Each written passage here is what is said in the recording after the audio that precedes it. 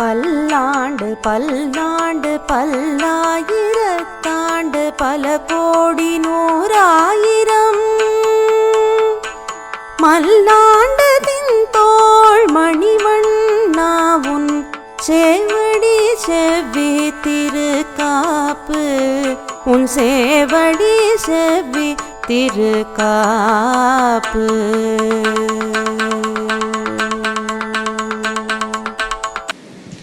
எல்லா பக்த கோடி ஜனங்களுக்கும் நமஸ்காரம்.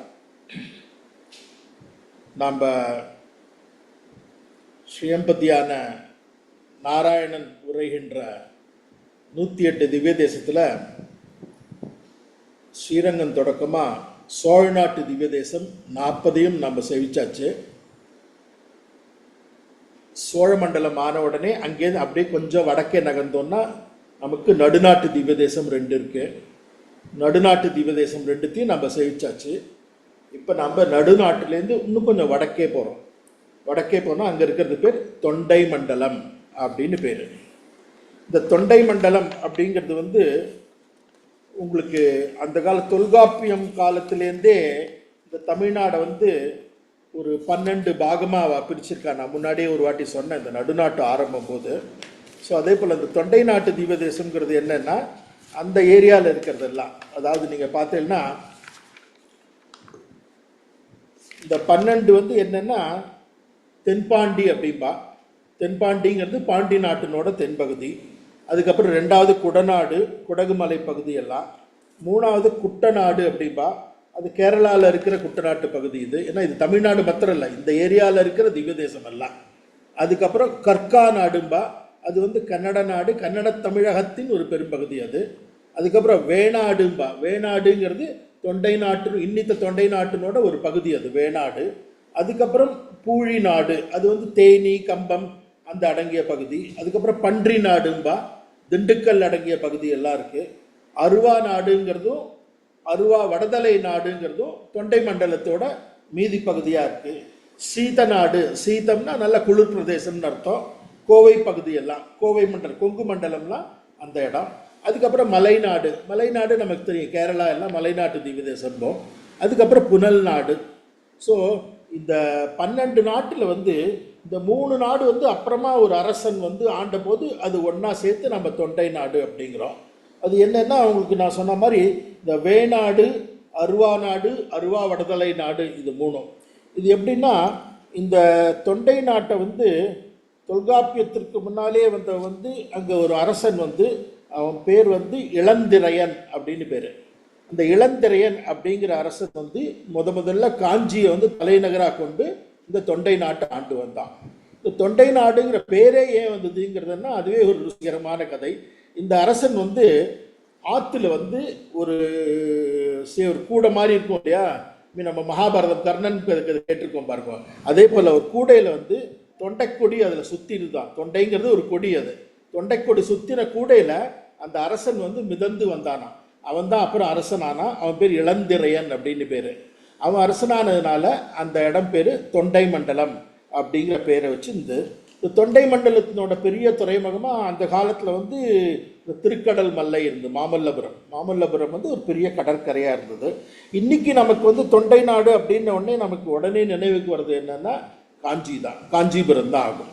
காஞ்சிபுரத்தை பற்றி நாம் பெரிய விஷயம் என்னென்னா நகரேஷு காஞ்சி அப்படின்பா. அதாவது நம்ம முக்தி தரும் 7 ஸ்தலங்களில் காஞ்சிபுரம் ஒரு முக்கியமான ஒன்று. இதில் பார்த்தீங்கன்னா அயோத்தியா, மதுரா, மாயா, காசி, காஞ்சி, அவந்திகா, பூரி, துவாரகா வசப்த ஏகா மோக்ஷ விதாயகா.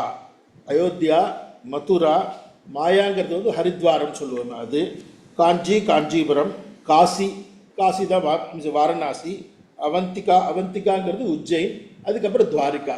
இந்த 7மே முக்தி தரும் க்ஷேத்திரங்களாக கருதப்படுறது.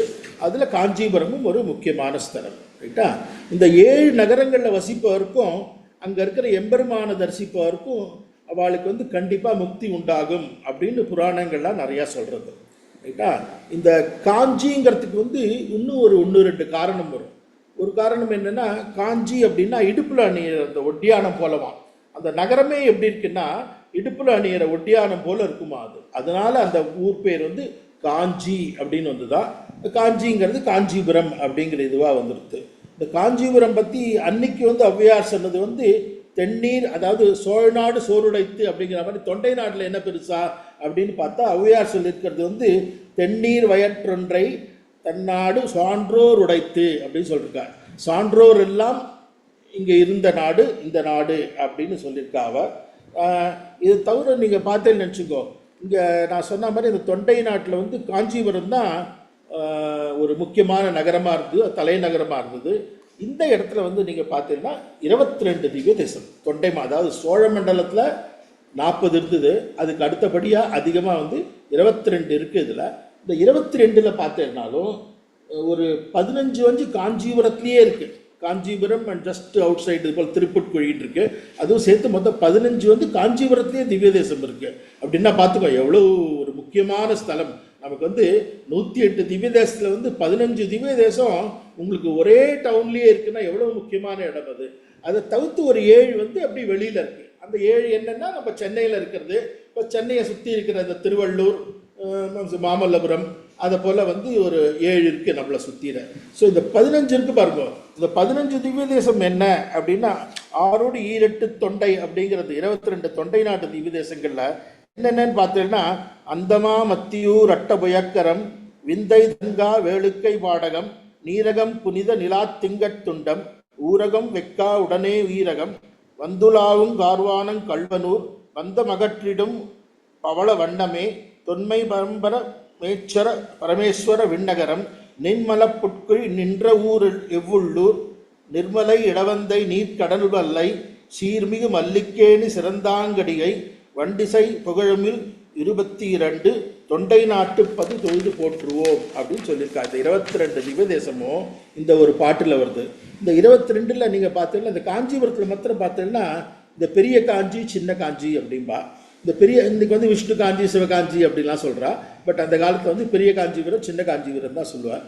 பெரிய காஞ்சிபுரத்தில் இருக்கிற திவ்ய தேசங்கள்லாம் வந்து பார்த்தீங்கன்னா திருப்பாடகம், திருநிலாத்துங்கல் துண்டம், திரு ஊரகம், திருநீரகம், திருக்காரகம், திருக்கார்வனம், திருக்கல்வனூர், திருப்பவளவண்ணம், திருப்பரமேஸ்வர விண்ணகரம்.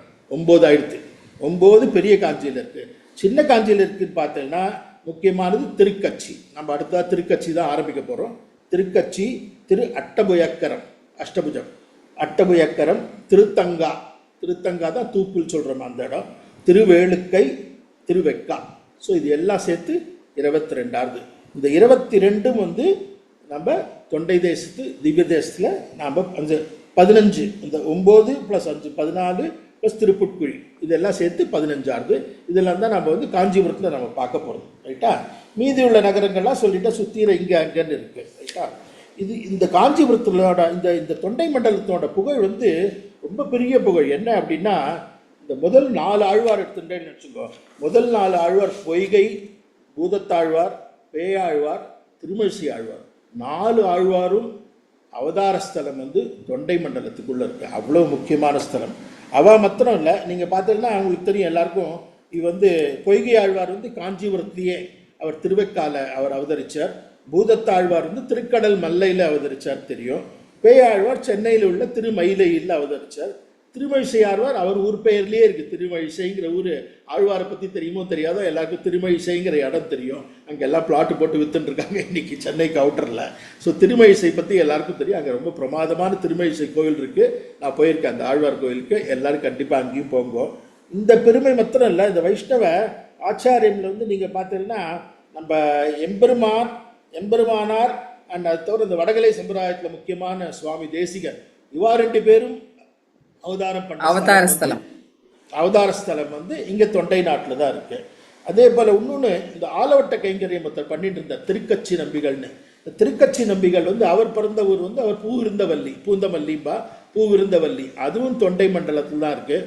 அது தவிர வந்து முக்கியமான ஆச்சாரங்கள் நீங்கள் பார்த்தீங்கன்னா எம்பார் அவதரித்த மதுரமங்கலம் இங்கே இருக்குது. முதலியாண்டார் அவதரித்த பேட்டைங்கிற வரதராஜபுரம் அந்த ஊர் இங்கே தான் இருக்குது. கூரத்தாழ்வார் அவதரித்த கூரம் இங்கே தான் இருக்குது. சுவாமி தேசிகனோட தூப்புல் இங்கே இருக்குது. நான் சொல்லிட்டேன். அது மாத்திரம் இல்லை, இந்த முக்கியமான நதிகள் இல்லையா, இந்த நதிகள் எல்லாமும் பார்த்தீங்கன்னா சக்ஷீர நதி அப்படின்பா, அந்த பாலாறு, பாகு நதி அப்படின்பா, அது செய்யாறு, வேகவதி அப்படின்பா, சரஸ்வதி. நம்மளோட இந்த திவ்ய தேசத்தில் வேகவதி ஒரு முக்கியமான ஒரு பங்காற்றும். கமண்டல நதி அப்படின்பா, அது கம்பா நதி. இந்த இவ்வளவு 4 முக்கியமான நதிகளும் இந்த இடத்துல ஓடுறது. ஸோ இவ்வளவு சிறப்பாக இருக்கிற அந்த காஞ்சி மாநகரை பற்றி, அதில் இருக்கிற திவ்ய தேசங்கள்லாம் பற்றி நம்ம சொல்லுவோம். காஞ்சிபுரமே நீங்கள் பார்த்தீங்கன்னா முதல்ல நாம் இந்த வரதராஜர் பற்றி ஆரம்பிக்க போகிறோம், திருக்கட்சியை பற்றி ஆரம்பிக்க போகிறோம். எல்லாரும் சொல்லுவா ஸ்ரீரங்கம் நடையழகு, காஞ்சிபுரம் குடையழகு அப்படின்பா. அது என்னெல்லாம் அழகு, அங்கே என்ன முக்கியமான விஷயங்கள்லாம் இருக்குது, எப்படி வந்தது, அதெல்லாம் பற்றி நம்ம அடுத்த தொடரில் பார்ப்போம். நமஸ்காரம்.